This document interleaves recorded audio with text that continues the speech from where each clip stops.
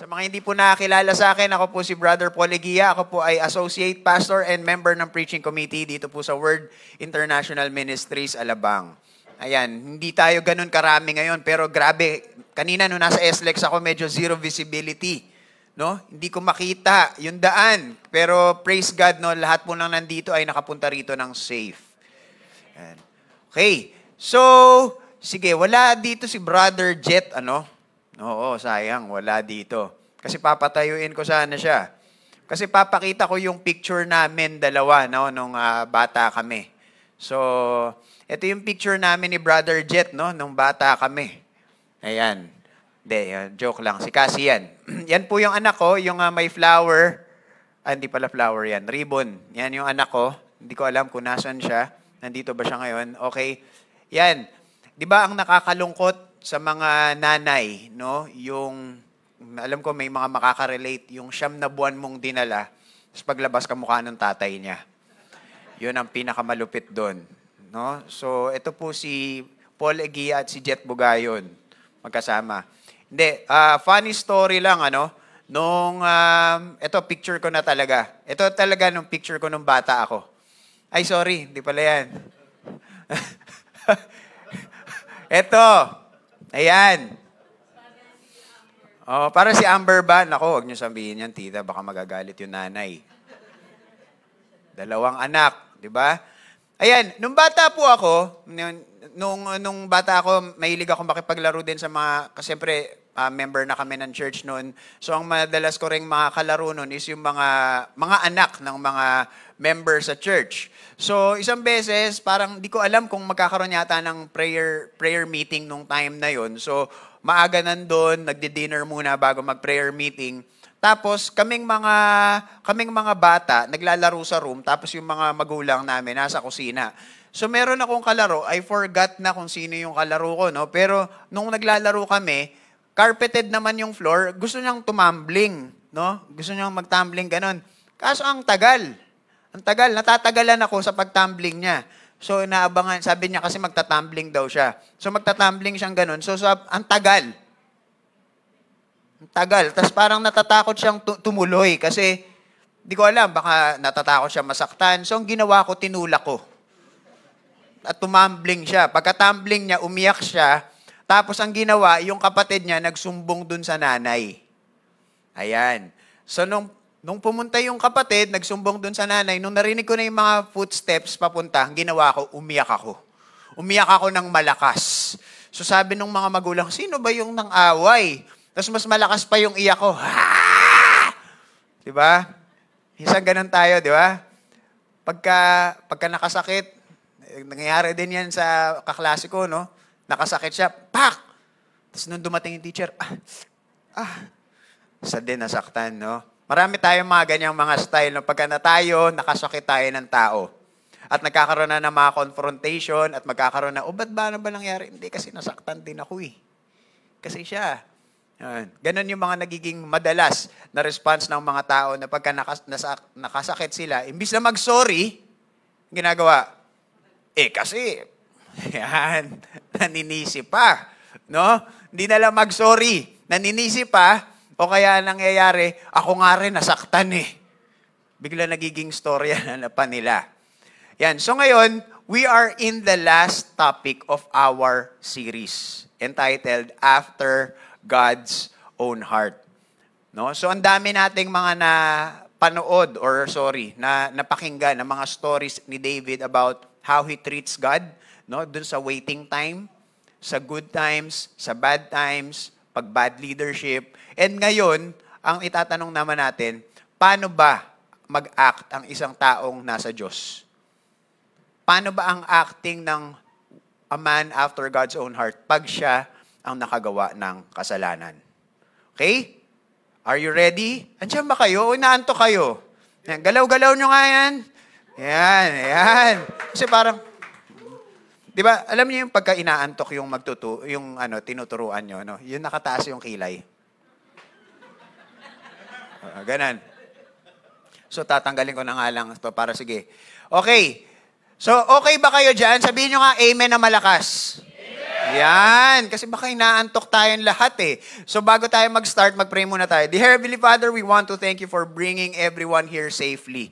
Lord, thank you dahil kahit malakas ang ulan, wala pong nagarong disgrasya sa amin and nakapunta ang bawat isa dito. And Lord God, thank you for the people who are here, who invested their time here. And Lord God, may you just open our hearts today and open our minds. Father, may you grace us with your presence, anoint me, Holy Spirit, and be with us today. In Jesus' name we pray. Amen. Okay. Ayan. So, ang book na babasahin natin ay manggagaling pa rin sa 2 Samuel. Okay. Trivia. Kilala niyo po ba kung sino ang nagsulat ng 2 Samuel? Ha? Yan. Oh, imposibleng si Samuel kasi nung 2 Samuel patay na siya. No? Unless talagang kinikwento niya, no? Ito yung mangyayari, napatay na ako, no? Kinikwento niya. Hindi. Si Samuel po, kaya po pinangalanan yung book ng 1 and 2 Samuel sa kanya because yan po yung story ng dalawang king na inanoint niya. Story ni King Saul at ni King David. So, sa Bible scholars, ang tawag kay Samuel, he is the kingmaker. And kung mababasa natin yung 1 and 2 Samuel accounts, lahat po yan ay istorya ng dalawang hari na yon. So, nung time na to, nung kinocompile, pati yung Chronicles, ang nangyayari po niyan, si Samuel, yung iba doon, may mga sinulat siya, may mga iba pinasulat na lang sa iba, and yung iba kinompile na lang. Kaya yung 1 and 2 Samuel, it's a compilation ng lahat ng mga records, ng mga scribes, ng mga dinidisciple ni Samuel about doon sa mga nangyayari sa Israel at that time. So, paulit-ulit na tayo sa mga nangyayari, di ba? And ngayon, magre-recap kasi ulit tayo. So, ano ba ang mga nangyari? Yan. So, alam natin, nung time na first nating topic, di ba, nakwento na natin to, yung Israel ay nag-ask for a king. Nung una, ang time is si God ang king nila. Pero sabi ng Israel, ayaw na namin ng si God ang king namin. Ang gusto namin, parang yung katulad ng ibang nations na meron silang hari. At makikita natin yan. And for the people who are here or watching for the first time dito, maganda na makita natin yan, no, sa ating mga previous topics. And for the people who are here, no, for the first time, mamaya i-welcome namin kayo. At hindi nyo alam, patapos na pala tong topic na to. Okay lang yon kasi meron po tayong YouTube page and Facebook page at makikita natin kung ano yung mga napag-usapan natin for the past few weeks. Okay? So yan, nakita natin that the Israel asked for a king. And makikita natin yan sa 1 Samuel 8, 1 to 22. Tapos, nalaman natin na nagkaroon ng downfall yung first king of Israel na si King Saul. At makikita natin yan sa 1 Samuel 13 at 15 dahil dalawa yung naging downfall ni King Saul. Diba? Yung una, ano nangyayari? Dahil nagiginigera sila at nahihirapan na sila sa gera, nagtago silang lahat sa mga kuweba, pati yung mga sundalo. At dahil natatakot sila, sabi nila, kailangan natin ng tulong ni Lord. Kailangan natin ng tulong ni Lord. So anong ginawa nila? Kailangan natin mag-sacrifice. Humingi tayo ng tulong sa Lord. Pero nung tinext ni King Saul si Samuel, hindi nagre-reply. No? Tapos 1 week na wala pa din. So sabi nag-aalisa na yung mga sundalo dahil natatakot na, sabi ni King Saul, sige, akin na yung mga i-offering. Ako na mag-offering. Tapos biglang dumating si Samuel. And alam natin na bawal, di ba, mag-offer ng sacrifices ang taong hindi taga-tribe of Levite. Yun po yung custom nun sa Israel. Since si King Saul ay hindi po siya Levite, isa siyang tribe of Benjamin, nagkasala po siya sa Lord. After nun, sa 1 Samuel 15, ganun ulit nangyari. No? Meron silang gera sa Amalekites. Ang command ni God is patayin lahat. Yung hari at lahat. Yung mga tupa nila, lahat. Durugin lahat yan. Wala tayong ititira. Dahil yan ay nations na nasa point of no return na yung puso nila at wala nang way para ibabalik pa sila. So kailangan tapusin mo na sila lahat. Anong ginawa ni King Saul? Hindi niya pinatay, di ba? Tinira niya yung hari, pati yung mga best flocks.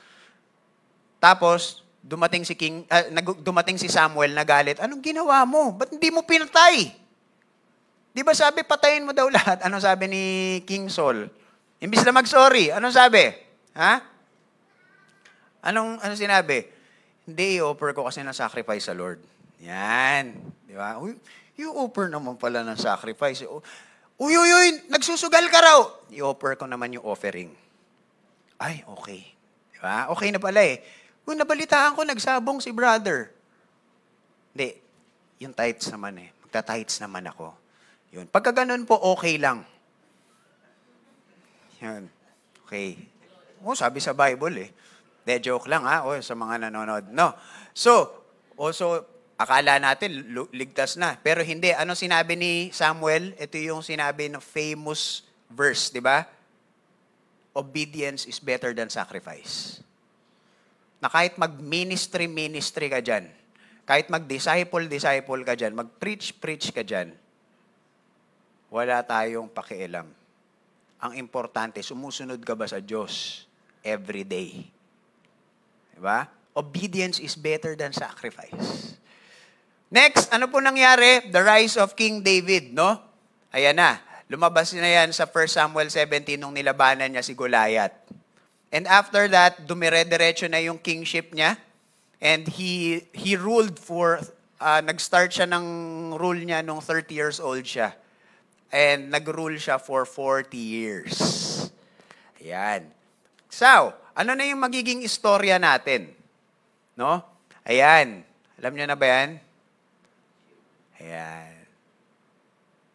Kala mo nagsasayaw eh, no? Yan po yung story ni Bathsheba. Pero ngayon, this time, ang gagawin po natin, iisa-isahin natin at ano ba talaga yung nangyari? And ano yung nangyari after niya mag-commit ng sin? So sisimulan natin, ang basa natin sa 2 Samuel 11, verse 1.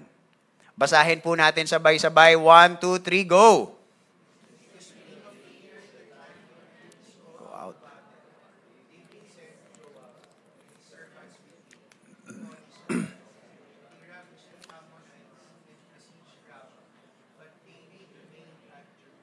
Ayan. Sabi dyan, in the spring of the year, always remember when we are reading a passage, lahat ng mga sinasabi dyan, di ba? The Bible does not waste words. So sabi dyan, in the spring of the year, the time when kings go out to battle. Sinabi na ang hari, pag merong hari, ang assignment niyan is to go to battle. Yun ang design nun.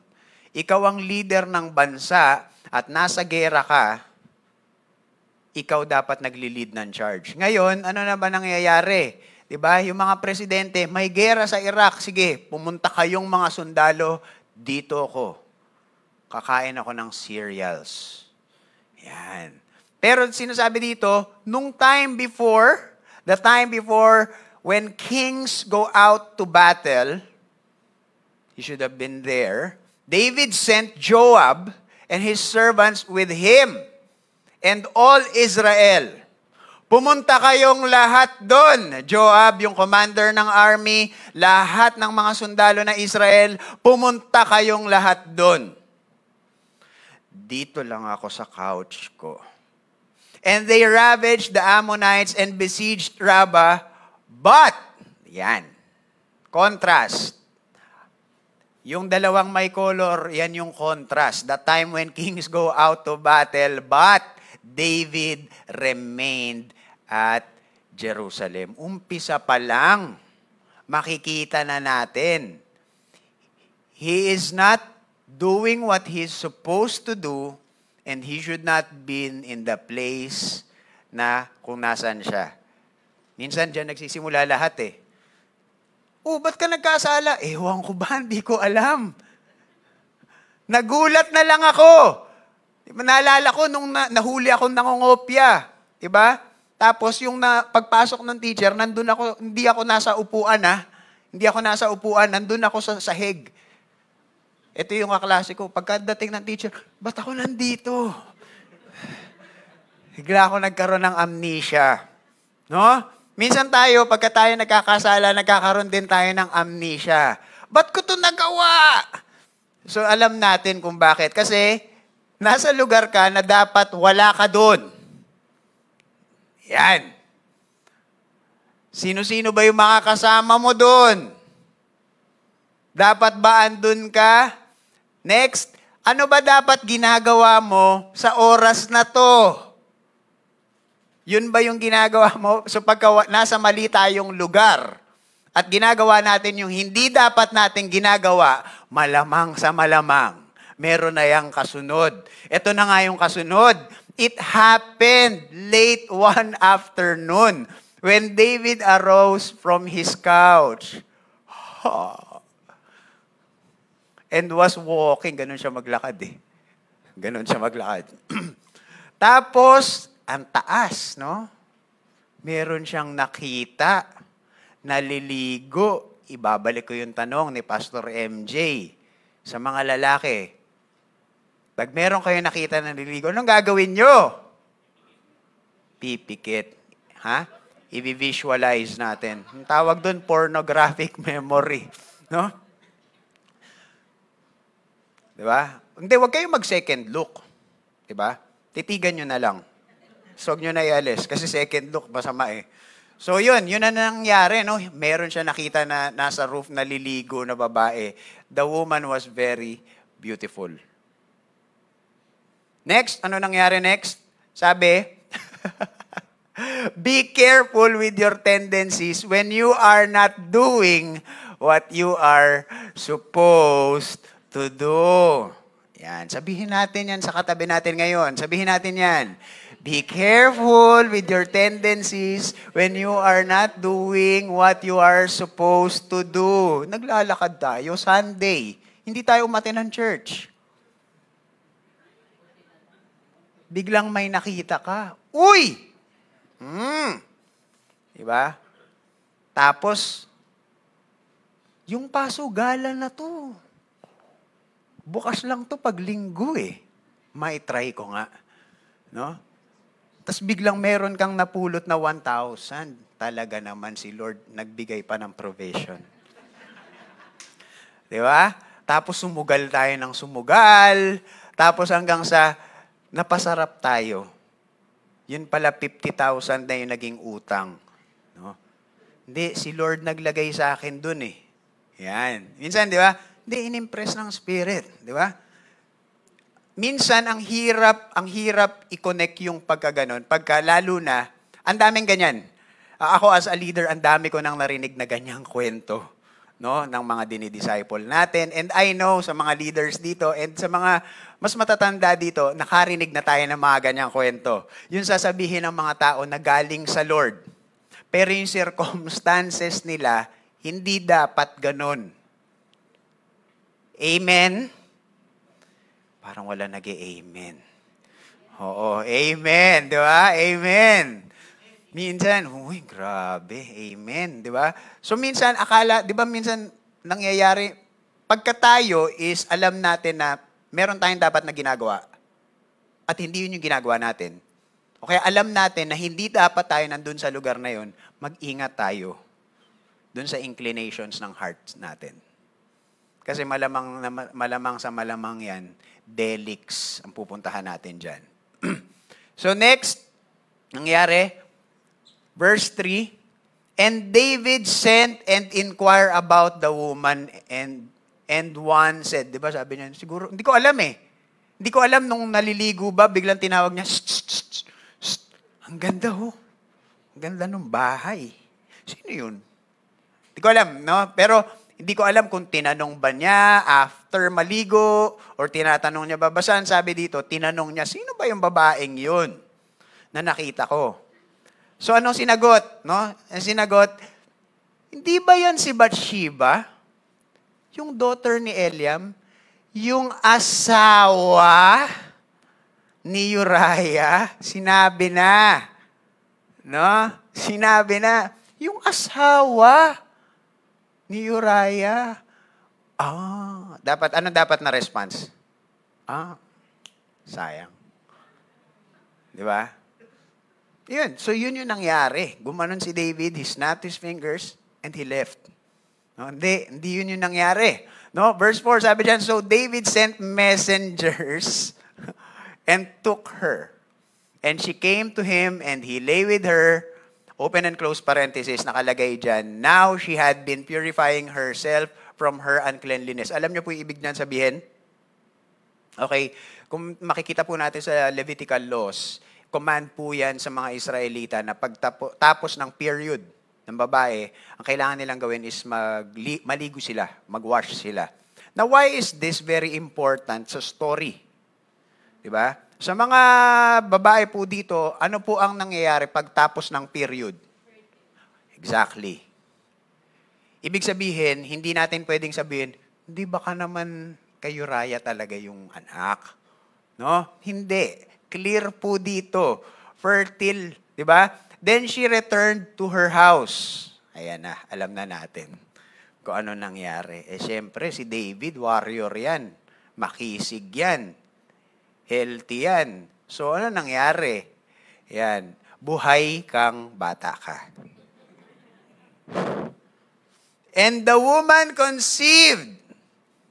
And she sent and told David, I am pregnant.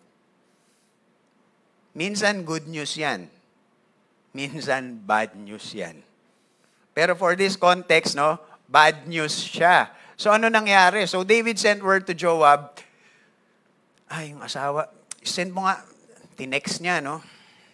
Tinext niya si Joab. Send mo nga si Uriah, yung the Hittite, papuntahin mo dito. So pinapunta niya yung asawa. Anong ginawa niya? No? Eto na. Nag-hide na siya ng sin niya. So nakita natin, no? Meron siyang hindi dapat ginagawa at ginawa niya, wala siya, nasa maling lugar siya nung oras na yon, nasa maling lugar siya nung nagkasala siya. Malamang. 'Di ba? Magkakasala ba tayo pag nasa tama tayong company at nasa tamang lugar tayo? It's one. Pangalawa, ano nangyari? Pwede naman siyang umikot. Di ba? Nung nakita niya, whoops. Di ba? Dumiretso siya. Ano next? Nung nagtanong siya, ano sinabi? Di ba asawa yan ni ano? Sabi nung Marites. Na ginawa niya? Walang pake. Sige nga, ipatawag mo. Walang pake. No, may power ang mga hari. Pero nung time na yan, syempre, hindi sila exempted sa adultery. So now, dahil nagkaroon na ng kasala at nagkaroon sila ng consequence doon, kailangan niya ngayon yun itago. So ano yung first level ng attempt niya? Yan na. Pinatawag ni King David si Uriah. Yan, makikita niyo yung picture dyan, si King David yung may crown. Tapos, si Uriah, yan sabi niya, umuwi ka. Diba? Tapos meron diyang Marites. Di ko kilala kung sino yan. When Uriah came to him, sabi dyan, David asked now Joab was doing and how the people were doing and how the war was going. Kamusta na? Kamusta na yung gera? Small talk muna, small talk. Then David said to Uriah, ikaw, go down to your house and wash your feet.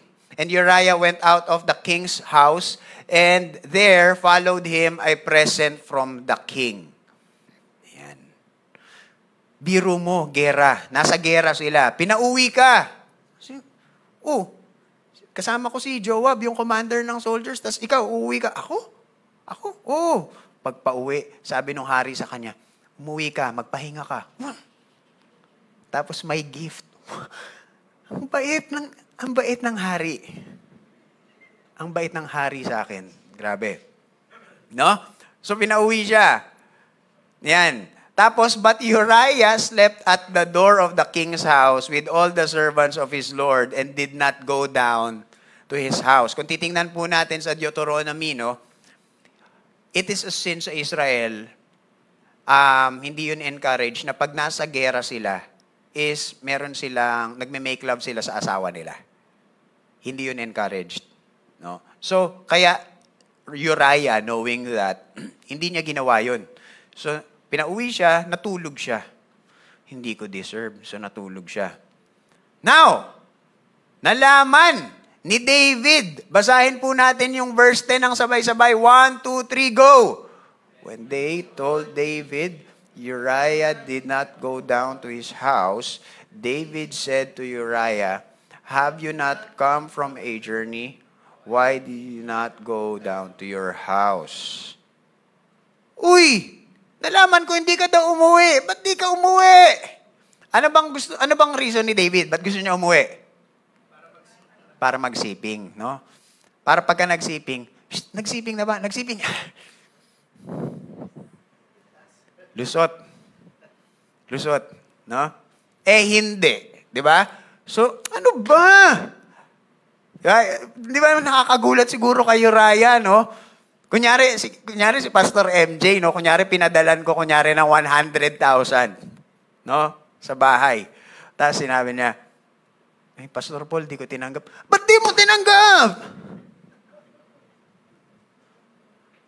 Ba't di mo tinanggap?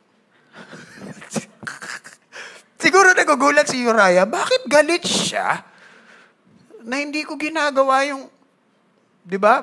Nakakagulat yun, ha? So sinabi niya sa verse 11, alam nyo ba yung Ark, yung Israel, yung tribe of Judah, lahat sila, hindi sila natutulog sa kanilang mga bahay. Nasa mga tent lang sila. Bakit? Nasa gera sila eh. Di ba? So sabi niya, hindi pwedeng ako, matutulog ako sa bahay ko. Hindi kaya ng konsensya ko. Sabi niya, as you live and as your soul lives, I will not do this. Sinabi, kunyari ni MJ, no? Ganon. Tuloy yung story. Ba't di mo tinanggap? Sabi ni MJ, hindi, si God yung magpo-provide sa akin. Ganyan yung sinagot eh. Ganda nung sagot eh. Wala ka na masasabi nun eh. Diba? So sige, next plan.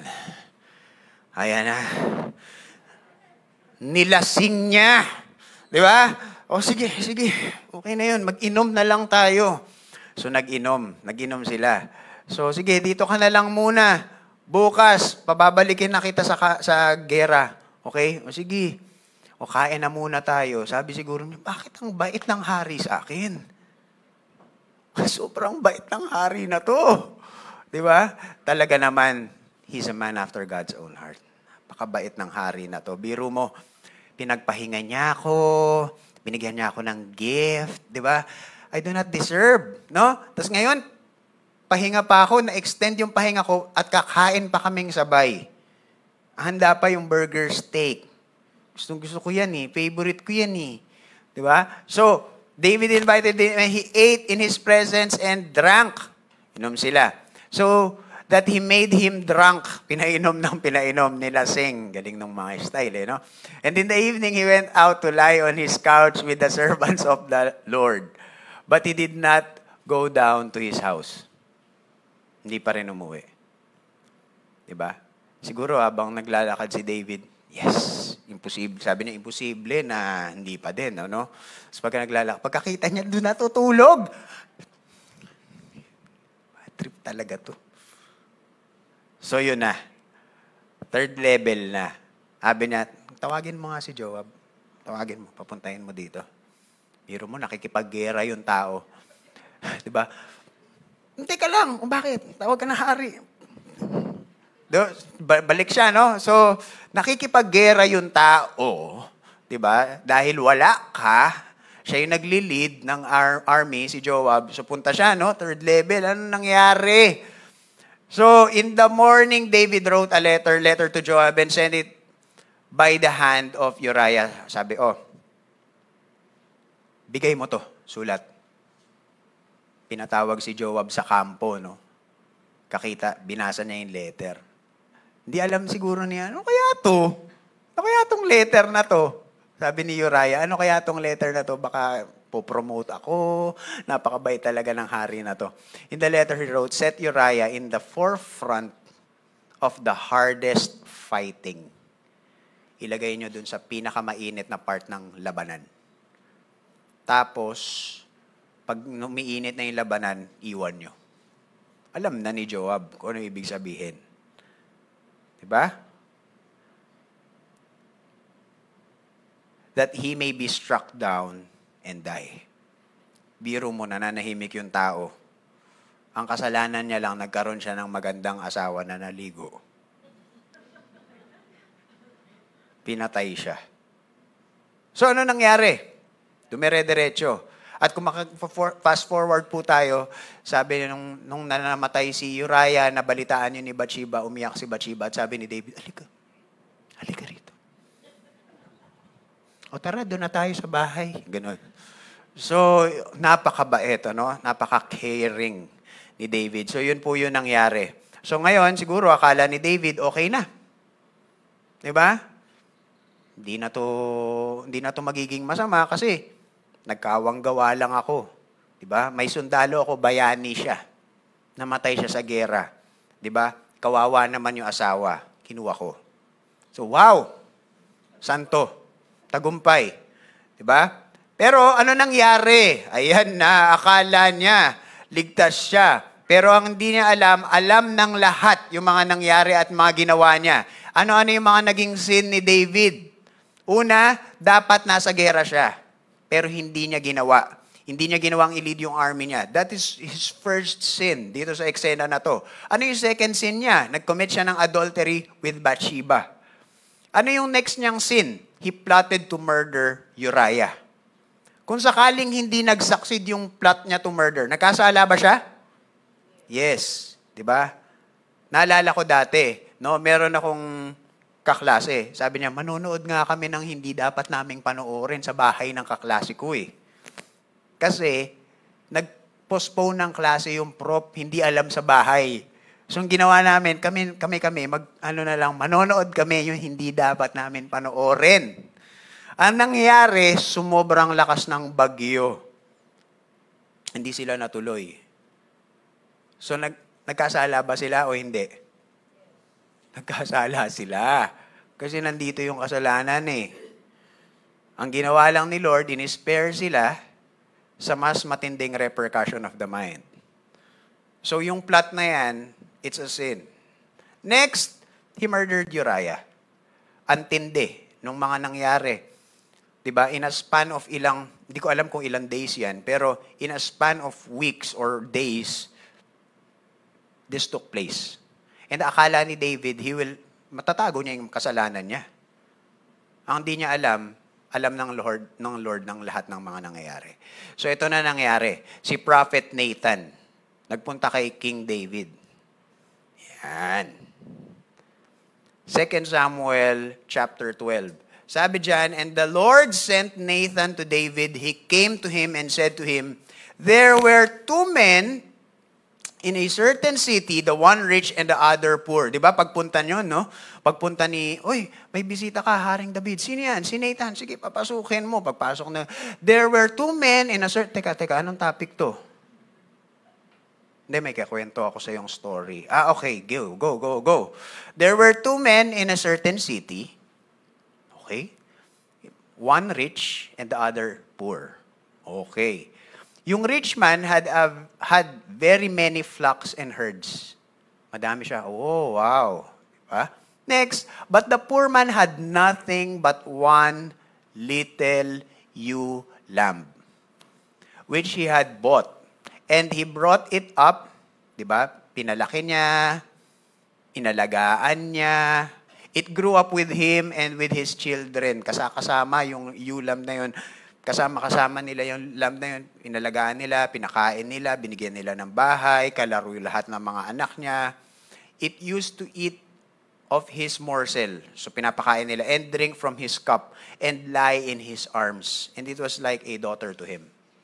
Sobrang special nung alaga nila. Meron tayong mga ganon. Yung meron tayong mga pet na sobrang special sa atin. Naliligo, natutulog sa higaan natin, pinapakain talaga natin. So parang ganon yung relationship.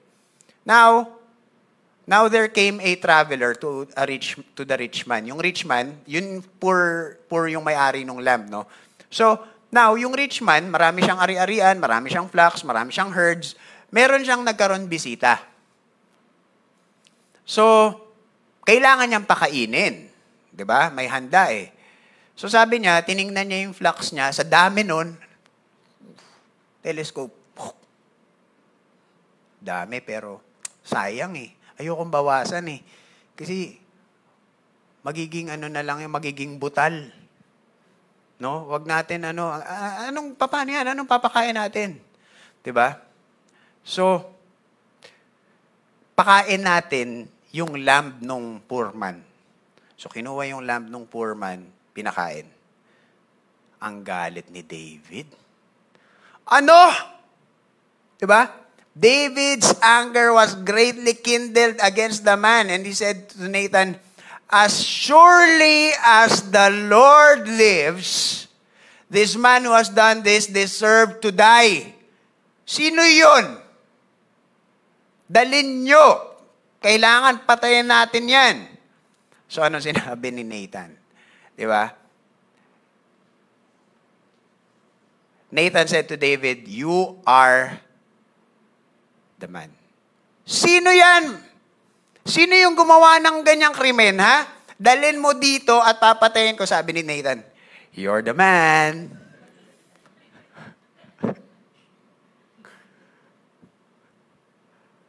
You are the man, thus says the Lord, the God of Israel. Yan, ito masakit to, guys. I anointed you king over Israel. And I delivered you out of the hands of Saul. Ilang beses kang tinangka patayin, hindi ka namatay. Napakinggan natin yan sa mga previous topics natin. Niligtas kita. Biro mo, ang hari, dapat ang nagiging next na hari ay yung anak niya. Yung prinsipe, ikaw, hindi ka related. Pero ginawa kang hari. Yun ang binigay ko sa'yo. Ito yung mas masakit, no? I gave you your master's house and your master's wives into your arms and gave you the house of Israel and of Judah. Ito, matindi to. At kung kulang pa yon sa'yo, bibigyan pa kita ng mas madami pa. Bakit mo kailangan gawin yung ginawa mo?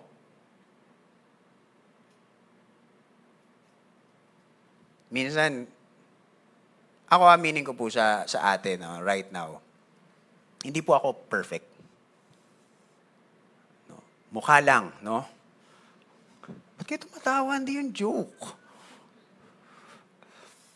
Hindi po ako perfect, hindi po ako santo. Marami akong mga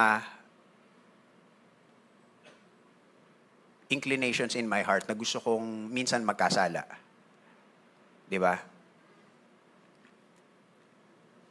Minsan gusto ko ng mga shortcut na alam ko na hindi ko dapat gagawin. And minsan sumusobra lang yung lakas, no, ng temptation. And minsan gustong-gusto natin magreklamo sa Diyos. Lord, dapat kasi ganito eh. Dapat kasi ganyan eh. Every time pumupunta ako sa ganong state, binabalikan ko tong verse na to. At tinatanong ko yung sinabi dyan, nagkulang ba sa'yo ang Diyos? At kung kulang, ipoprovide niya. Hindi mo ba yan nakita? Sa pamilya nyo, ang may trabaho lang daddy mo, nag-aral ka sa mamahaling eskwela, sinulit mo. Nakagraduate ka. Ngayon, gusto mo pa? Kung gusto mo, basta nasa tama lang, ibibigay naman ng Diyos eh. Diba? Ang sakit niyan. David, binigay ko sa iyo lahat. And even tayo, pagka dumadating tayo dun sa point na yun, we can ask the same question. Nagkulang ba ang Diyos? And kung meron mang kulang, kaya niya yun i-provide. Right? Hindi na natin yun kailangan. Kaya nga ang laging sinasabi, gratitude or thankfulness of heart is the first step to holiness. Pag marunong tayo magpasalamat, at i-appreciate lahat ng mga bagay na binibigay sa atin ng Diyos, hindi na natin kailangan maghangad ng mga hindi dapat. Gratitude is the starting point of holiness. So, ano nangyari? Now, therefore, dahil ginawa mo yan, akala mo walang consequence? Meron! Now therefore, the sword shall never depart from your house. No? Because you have despised me and have taken the wife of Uriah the Hittite to be your wife. Anong sinasabi dyan? Now therefore, the sword shall never depart from your house. Sa lahat po ng line ni David, kung babasahin niyo po yung Bible moving forward, laging merong nagkakaroon ng patayan. Alam natin yan. Si Absalom, pinatay siya. Anak yun ni David. Diba? Si Amnon, anak din yun ni David, pinatay siya. Laging merong murder sa tribe ni David. And even yung Messiah natin, si Jesus. Diba? He was murdered. So, yan yung naging prophecy sa kanya. The sword will never depart from your house. Behold, I will raise up evil against you out of your own house. Galing sa sarili mong pamilya. And I will take your wives before your eyes and give them to your neighbor, and he shall lie with your wives in the sight of this sun. For you did it secretly, but I will do this thing before all Israel and before the sun. And nabasa po natin yun sa preaching ni Pastor MJ. Diba? Si Absalom yun. Kasi, diba, yung consequence ni David, dahil alam ng mga tao yung ginawa niya, nung nagkaroon ng sin si Amnon, hindi niya magawan ng consequence. Bakit? Babalik sa kanya eh. Bakit ikaw? Yun ang ginagawa ng sin eh. Napoprotektahan mo yung mga taong gumawa nung same na kasalanan. Kaya hindi mo madil. Kasi babalik sa'yo eh. Di ba? Kaya dahil doon nagalit si Absalom, pinatay niya si Amnon. Sa mga hindi po nakakagets, no, panoorin niyo po yung preaching ni MJ. Sino si Pastor MJ? Siya po yung pinaka-pogi, no? Sige, sa second na si Papa, third si Pastor Nurse, ako na last, no? So, panoorin niyo po yung preaching na yon, nandun yung storya kung paano nangyari yun. Tapos merong sinabi po si Pastor MJ sa mga nandito na nakapakinig, no? Sinabi ni MJ, maraming ginawa si Absalom na hindi na niya ikikwento, no? Ito yun. Yan. No? I will give your wives to your neighbors, and they shall lie with your wives in the sight of sun. For you did it secretly, but I will do this thing before all Israel and before the sun. Basahin nyo na lang. Ayoko na ikwento. Ang ganda niyan. Kaya maganda binabasa natin yung Bible eh. So yun yung nangyari. So ngayon, ano nangyari? Diba? David said to Nathan, ano sabi ni David? Ang tabil lang dila mo ah. Papapatay kita. Diba? Yun ba? O kaya, huy, sabihin mo naman kay Lord, hindi ko naman sinasadya. Yan ba yung sabi ni David? Kay Nathan? Hindi. Ano sinabi ni David? I have sinned against the Lord. Hindi siya nagrason. Hindi niya ikaw ba, Nathan, kung naliligo? Hindi siya gumanon. Di ba? O kaya hindi niya sinisi yung childhood trauma niya. Di ba? Dami ganun. Pag pinapagalit, kasi yung family ko, hindi ako inaalagaan. Yung mga ganun, di ba? Ano ba sinabi ni David? Sinabi ni David, ito ang mangyayari dahil sa sin na ginawa mo. Teka, yung mental health ko. Gumano ba si David? Hindi. He took accountability. Hindi kasalanan niya ng mental health ko. Hindi yan kasalanan ng trauma ko. Hindi yan kasalanan ng tao na nakakaakit. I have sinned against the Lord. Tapos. Ikaw kasi, Nathan, wala ka naman sa posisyon ko eh. Hindi, wala na ganun. Di ba may mga ganun na sorry? Pag nag-sorry, o sige na, sorry na, pero ikaw kasi. Sorry. Sorry lang. I have sinned against the Lord. Accountability. And Nathan said to David, the Lord also has put away your sin. You shall not die. Sabi ni David, yes! Natuwa si David kasi, yes, hindi pala ako mamamatay. Yun ba yung nangyari? Hindi. Dahil after nito, ano bang nangyari? Alam niyo po ba kung ano nangyari after nun? Nagpa-party ba siya? Hindi pala ako mamamatay. That was close. Ano nangyari? Si David po ay gumawa ng song kay God. Nakakaiyak to eh.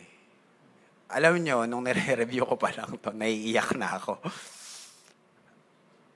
So pagpasensyahan na natin kung ano. Pero sana hindi. No? Okay. So ito yung sinulat. Ready na ba kayo? Marinig ko ano yung sinulat ni David. Sinabi niya dyan, have mercy on me, O God.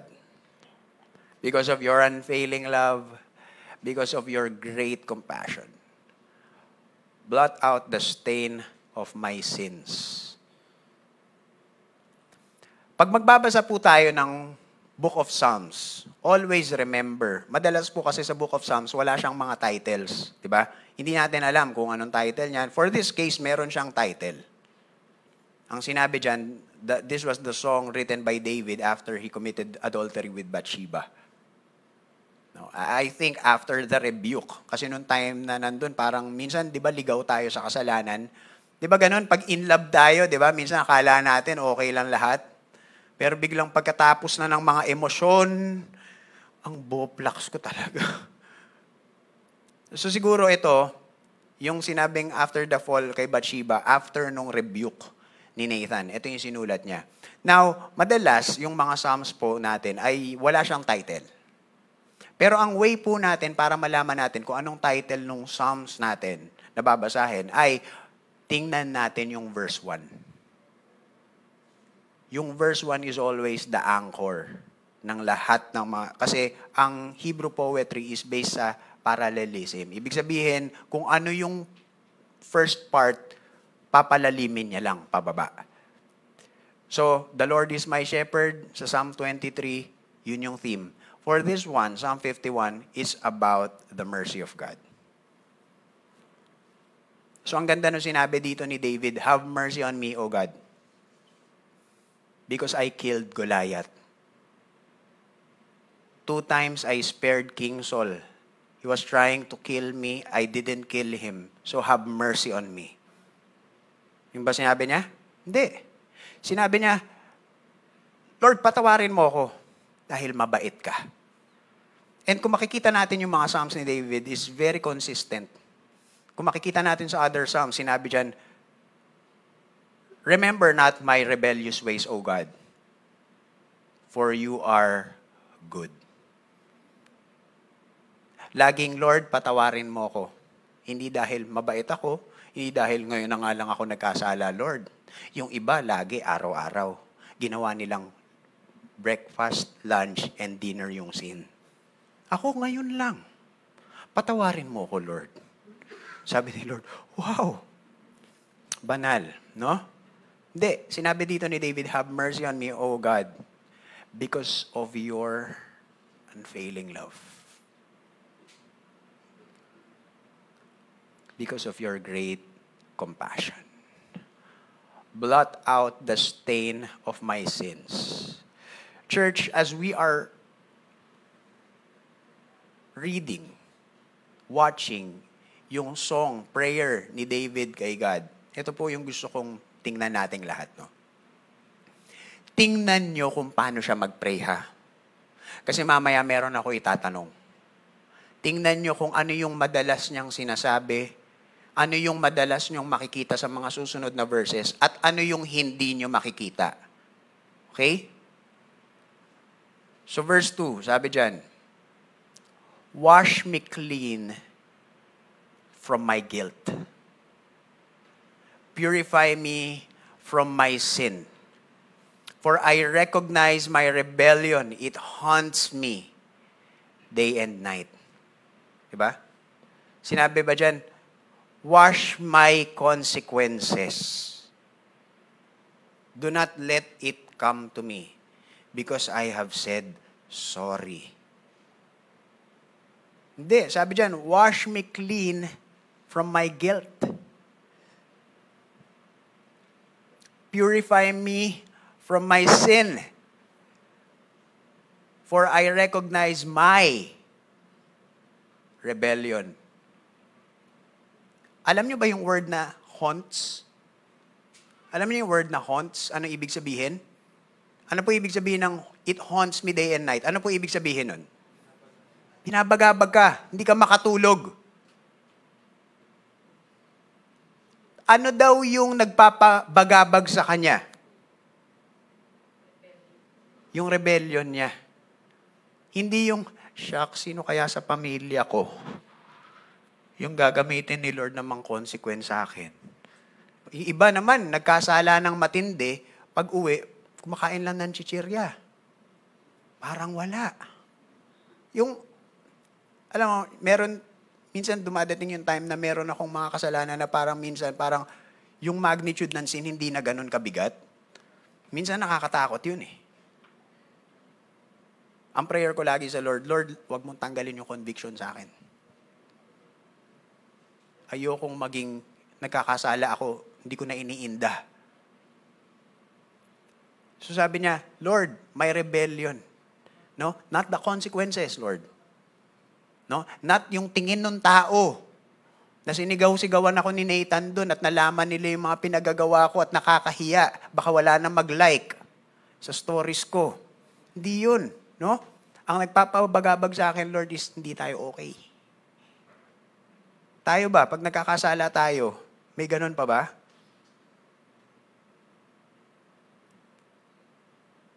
So sinabi niya dyan sa verse 4, against you and you alone have I sinned. Noong una ko po yan nabasa, sabi ko parang ang yabang naman ito. Parang ang dating kasi, hindi ako nagkasala kay Uriah. Sundalo lang yan eh. Nagkasala ako sa Diyos lang. Ha? Hindi ako kailangan mag-sorry sa inyo. Basta sa Diyos lang ako magsasorry. Yun ba yung ano niya? Hindi, kasi hindi consistent sa character ni David eh. Ang maganda dito, marami akong mga, ito lagi ko tong napapag-usapan namin mag-asawa, no? Kasi kami mag-asawa, hindi namin alam yung password nung isa't isa eh. Yung Facebook niya or yung cellphone. Hindi ko alam. Hindi niya din alam yung akin. Isa sa mga payo sa amin ng ninong-ninang namin, kung kinakailangan mong alamin yung password ng partner mo, ibig sabihin, hindi mo dapat siya pinakasalan. Parang gano'n. Parang yun yung point nila. No? Yun yung point nila. So, ang point nila din, sabi nila, ang tao, ang lalaking gusto magloko, kahit anong tago, view mo yung ano niyan, story, makakapagloko at makakapagloko yan. Yun ang sabi sa akin ng ninong-ninang namin. So wala yan doon. Marami akong kilala na ganun. True story yan, ha? Alam nila yung password, nakakapagloko pa din eh. Habit eh. Diba? So, ang sinasabi lang, kaya, ba't ko siya sinasabi? Kasi crucial yun dito eh. Ako, lagi ko sinasabi, wala akong pakialam kung malaman ni Eunice yung kalokohan ko. Nagkakasala ako sa Lord. Malaman niya yan o hindi, yari ako. Hindi ako matatakot na alam niya. Matatakot ako na alam yun ni Lord at nagpipreach ako dito. At wala akong integrity. Yun yung sinasabi dito. Lord, hindi na importante kung ano yung tingin sa akin ng mga tao. Hindi na yan importante. Kasi ang importante, hindi ko pwede, minsan kasi, di ba, nagkasala tayo sa Lord, di ba, meron, dito, ano bang mga example? Marami tayong mga kasalanan na ginagawa natin, pwedeng sa karamihan, okay siya. Pero sa Lord, hindi siya okay. Diba? So, pwedeng sinasabi ni David, okay naman, pwede naman ako i-pardon. Hari ako eh. Diba? Yung presidente nga nagpa-pardon eh. Siya pa, hari siya. Kung sinabi niyang malinis siya, pwede yun. Kasi autocracy nung time na yun. Pero hindi yun yung point dito. Sinasabi, wala na akong pakialam kung ano yung masasabi ng mga tao. Ano. Ang kailangan, Lord, kahit sabihin ng tao, okay lang yan, hari ka naman eh. So, kay David, sa wakas okay na ako. Hindi yun yung point. Ang sinasabi dito, Lord, ang importante, wala akong pakialam sa kanila. Kung sa kanila, hindi yun big deal or what. Ang importante, Lord, ayos ba tayo? Dahil sa iyo ako nagkakasala eh. Hindi ako nagkasala sa asawa ko. Hindi ako nagkasala sa kapatid ko. Nagkakasala ako sa iyo. I have done what is evil in your sight. You will be proved right in what you say. Grabe, no? Your judgment against me is just. Lord, kung ano yung sinasabi mo, yun.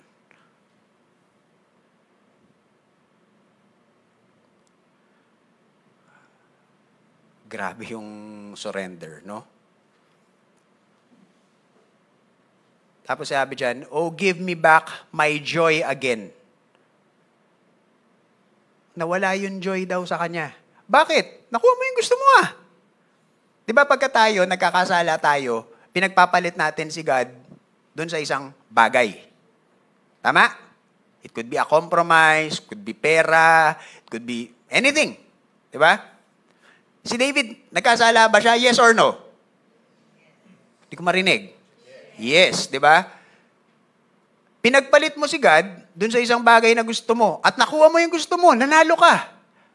Hindi ka pa mamamatay. Hindi ka pa ba masaya? Sabi niya, hindi eh.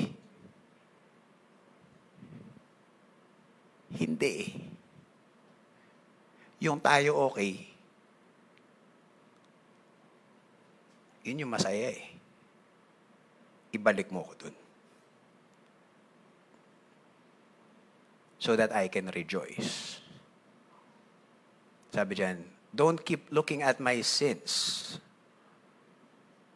Remove the stain of my guilt. Create in me a clean heart. Sinasabi dito ni David na ang first way of repentance is internal. Lord, nadumihan yung puso ko eh.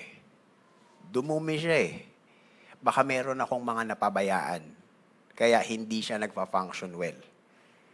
Kaya yung convictions niya, hindi siya the same. It could be inputs. I don't know. Diba? Maraming mga naka-affect doon sa inclinations ng heart ko. Lord, ayusin mo yung puso ko. Create in me a clean heart, O God, and renew a loyal spirit within me. Kung titingnan po natin yung other translations, kinuha ko yung NLT eh. Kasi NLT sobrang makatayan eh. So sinabi dito, kung titingnan po natin yung other translations, sinabi dyan, create in me a clean heart, O God, and renew a right spirit from me. Merong connective. Ibig sabihin, it is a sequence. In order for us to have a loyal spirit kay God, it is important na merong purity tayo of heart. Yun yung relation nun eh. Kaya hindi tayo loyal yung spirit kasi baka madumi na yung puso. Kung yung kotse nga eh, pinapa-cleaning natin eh, pinapa-change oil natin eh, tayo pa. Baka kailangan na natin ng revival night. Baka kailangan ko na umaten sa night of prayer. Baka kailangan ko nang mag-worship nung ako lang. Lord, create in me a clean heart. Di na nagpa-function ng maayos eh. Di na alam kung kasalanan o hindi eh. Tapos sinabi dito, do not banish me from your presence and don't take your Holy Spirit away from me. Kung titingnan po natin yung other translations, ang sinasabi dyan, do not hide your face from me. It's a poetry kasi yung hiding God's face from you. Ang ibig po nun sabihin is tinatanggal yung favor sa atin. Kasi when His face shines upon us, Di ba? Sa benediction natin, andun yung favor ni God. Kaya parang sinasabi dito ni David, huwag mong tanggalin yung presensya mo. Don't take your Holy Spirit away from me. Nabasa natin. Tama po ba? Hindi pa siya tapos eh. Pero meron akong tanong. Ito yung tanong ko. What are the things we did not see in David's Song of Repentance? Marami tayong nakita. Ano yung mga nakita natin? Merong consistent eh. Na paulit-ulit siyang sinasabi. Ano yun? Tapos ano yung hindi natin nakita? Meron tayong mga laging nakikita at meron tayong hindi nakita. Ano yung hindi natin nakita doon sa Song of Repentance ni David? Any ideas?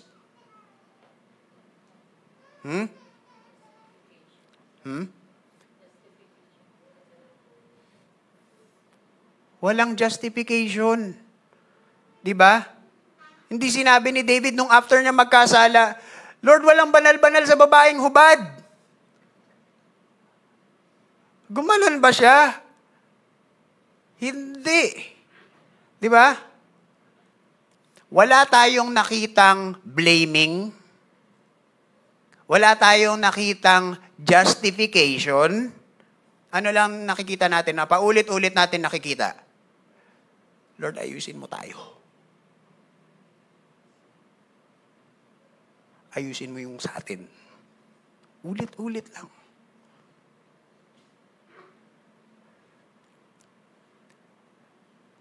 Familiar sa atin tong verse na to, di ba? Nung si God nagtanong, have you eaten of the tree of which I commanded you not to eat? Ano sinabi ni the man? Pwede niyan sabihin, the woman, binigyan mo ng provision yung bahay is nasa tapat ko pa, Lord. Pwede naman binigyan mo ng bahay na malayo. Talagang tinapat mo, Lord, yung CR dun sa balkonahe ko, Lord, kasalanan mo. Kasi di ba, all-powerful ka?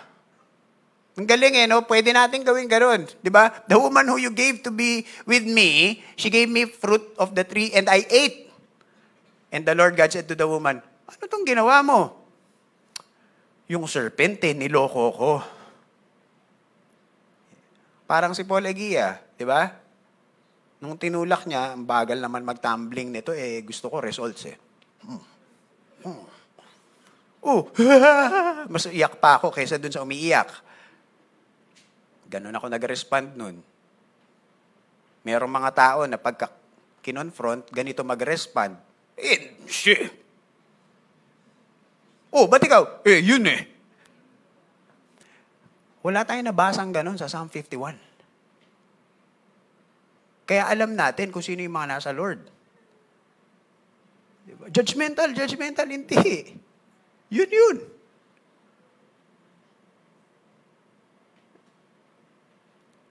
Sabi ko, bakit ba kailangan dati ba't pa kailangan nandyan yung mga prayer, mga song ni David, nila Asaph, mga kwenta na.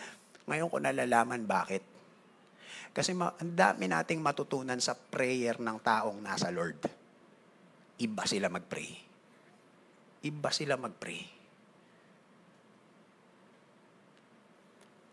It was never about the height of David's sin. It was all about the depth of his heart. Minsan tayong hirap nang bumalik sa Lord Diba? May mga ganyan Kakasala kasi ako sa Lord ano gagawin mo? Alis na lang muna ako sa ministry. Bakit? Nakukonsensya ako, hindi ko kayang nasa Lord ako nang may kasalanan ako. Hindi sa kasalanan ka umalis. Ba't ka kay Lord aalis? Ano ka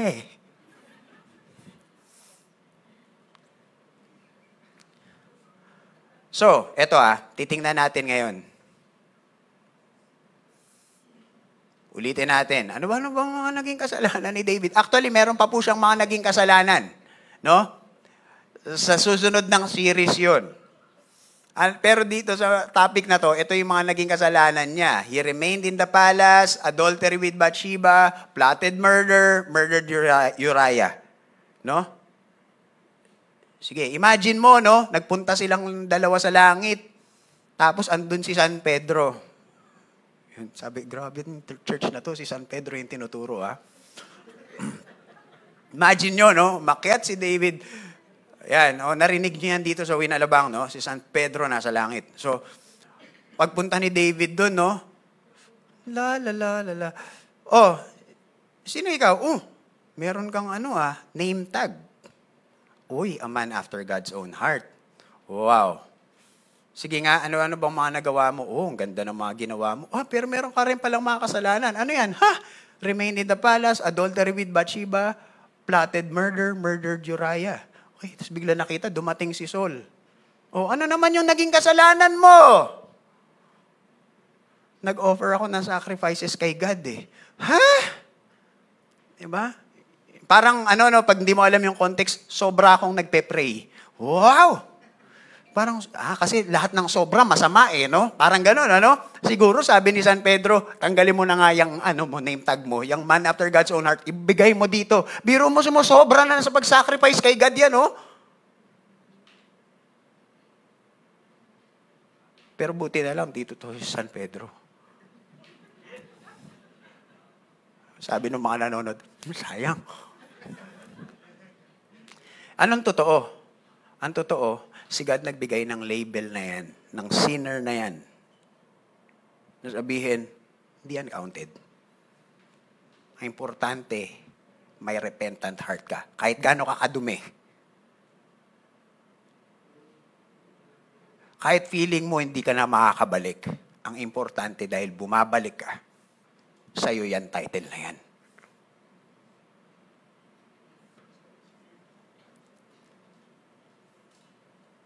Biro mo, walang ginawa si King Saul. Ang naging kasalanan niya, he offered sacrifice to God. Totoo, yun. Yun ang kasalanan niya. Sa context ngayon, sa context natin ngayon, ano yung kaparehas, kaparallel nung nag-offer ng sacrifice kay God? Nagsiserve sa ministry.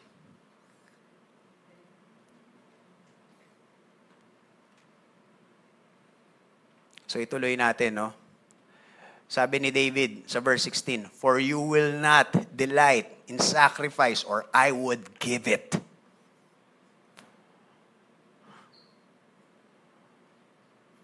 Anong ginagawa? Ito nakakatawa po dyan, Pag nagkakasala ang mga Israelites, anong ginagawa nila? Nagsasacrifice sila. Para what? Para takpan yung kasalanan nila. Yun po ang ginagawa sa customs po nila ng mga Israelites. No? Time before Jesus Christ, pagka nagkakasala po ang mga Israelites, ang ginagawa nila, kumukuha sila ng pinakamaganda dun sa tupa nila, which is si David, alam natin madami. Siya ang hari ng Israel. Diba? Magbibigay yan ng tupa, isa-sacrifice nila para matakpan yung kasalanan nila. Pwede gawin ni David yun eh. Okay, tapos na ako, fulfilled, check. I will not give you sacrifice because you will not delight in it. Lord, baliwala yan. Yang mga ritual na yan. Hindi ka doon nagde-delight. Saan ka nagde-delight? You will not be pleased with burnt offerings. Dahil wala naman akong pakialam, natakpan ko yung kasalanan ko. Hindi yun. Pakialam ko, wala akong pakialam kahit sabihin ng tao masama ako. You do not delight in sacrifices or I will give it. So ano dapat? The sacrifices of God are a broken spirit. Maraming mga tao, maraming mga Kristiyano, including me. Lord, nag-repent na naman ako eh. Baka pwedeng wala ng consequence. Lord, nag-sorry na naman ako eh. Diba? Narinig natin yan, diba? Meron tayong narinig na wise saying ng isang famous philosopher na si Rihanna. Diba? Sinabi niya, maybe you're just sorry because you got caught. Ingat kayo sa mga nagsosorry dahil nahuli. Kasi kung di mo nahuli,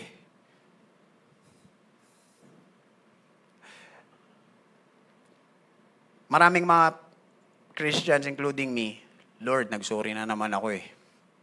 Baka pwedeng spare mo na ako sa consequences. Lord, baka pwedeng wala na lang yan. Diba? Dahil ganito yung ginawa ko, sumamatingin sa akin, Lord, nagsorry naman ako sa iyo, baka pwede mo ayusin yung puso nila. Bumalik yung mga followers ko.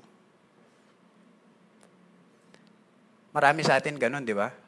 Lord, sorry na. Naayos ko na. Ayusin mo na.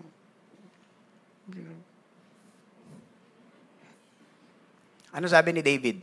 Lord, basta ayusin mo tayo. Wala akong pakialam kahit durugin mo ako. Break me. Lord, kung yun ang what it takes para maging maayos tayo, then you break me.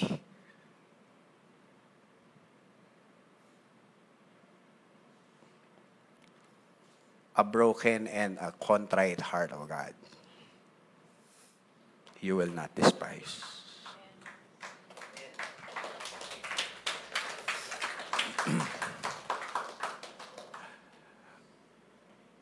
Huwag na tayo dun pumunta sa ano. Nagsusorry tayo dahil sa self-preservation. Nagsusorry tayo dahil gusto natin umayos yung tingin sa atin.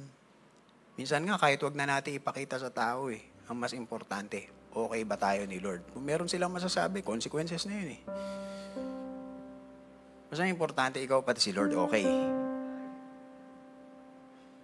Pero siguraduhin lang natin na okay. Kasi kung hindi na nga okay sa iba, dami na nga nasasabi, tapos tayo pa ni Lord, di pa okay, wala nang panalo.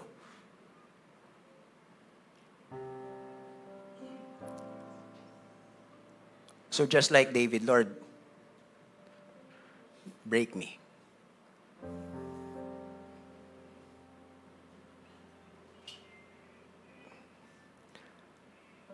So ito yung tanong sa atin for today. Gusto ko maging tanong sa ating lahat, are we broken because of the consequence? Or are we broken for God's heart? Huwag na tayong pumunta dun sa if meron ditong brother, sister, someone watching right now na nandun tayo sa isang struggle na paulit-ulit. Huwag na tayong maghintay ng consequence. Baka maganda, makontento na tayo na nabe-break natin yung heart ni God. And that should be enough. That should be the strongest thing. And ako, marami akong ganun. Na nagsusorry ako kay God. Hindi na kailangan malaman ng mga tao, bait yan pastor yan hindi. Kakasala ako Pero Lord, lagi kong prayer kay God is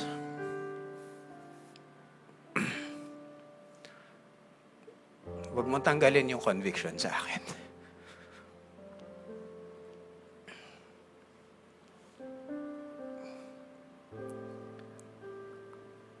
Lord, pagka nagkasala ako, may consequence o wala, sana ang pinakamasakit sa akin is yung nasaktan kita. Kasi hindi pa ako ganun So gawin mo akong ganun.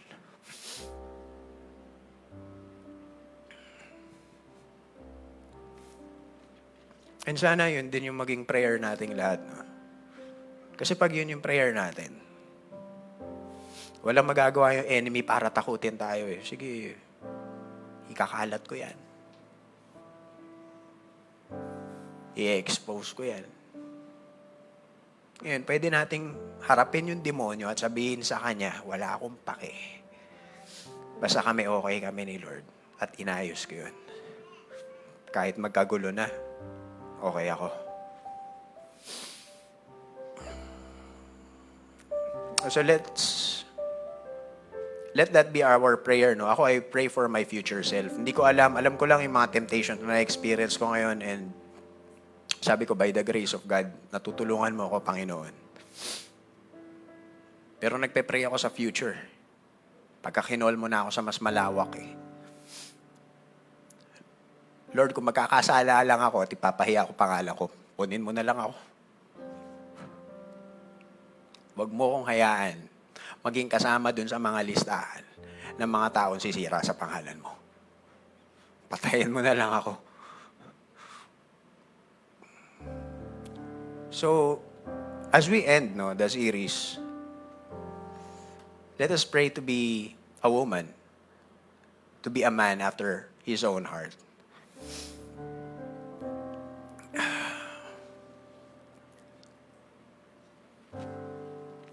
Na hindi tayo matatakot sa mga consequences. Hindi tayo titino dahil sa consequences or nagtitimpilan tayo dahil may consequence. Pero pumunta tayo dun sa state of our hearts na kaya tayo nasa Lord, hindi dahil natatakot tayo na pag magkasala tayo, papangit tayo, o mahuhuli tayo. Hindi. Nandun tayo kay Lord kasi masarap sa Kanya. Kasi pag masarap sa Kanya, wala nang ibang masarap. Pag siya yung pinakamasarap sa atin, lahat yan mababaw na. Now, alam ko wala pa tayo dun. And ako, wala pa ako dun eh. Minsan, may time pumupunta tayo dun. Pero ang prayer natin sa Lord, na forever tayong andun. Moment by moment. Andun tayo.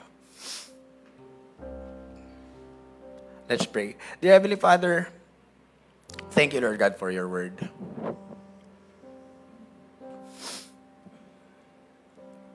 Lord, we know na meron ino-offer yung world sa amin na minsan pumupunta dun sa point na mas naiisip namin na mas masaya dun.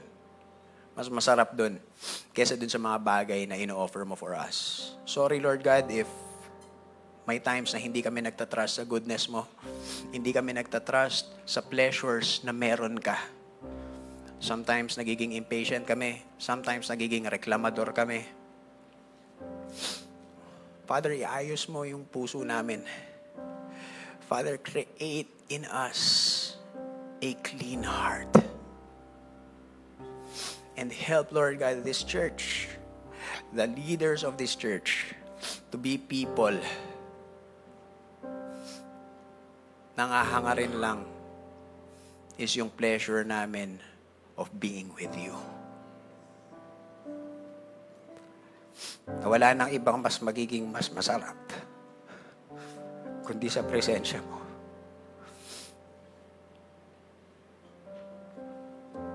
Lord, dalhin mo kami dun. And sustain mo kami dun.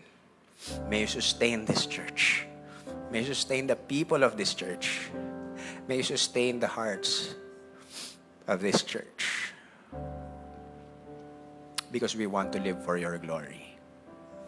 We thank you for the life that you have given us. In Jesus' name we pray. Amen.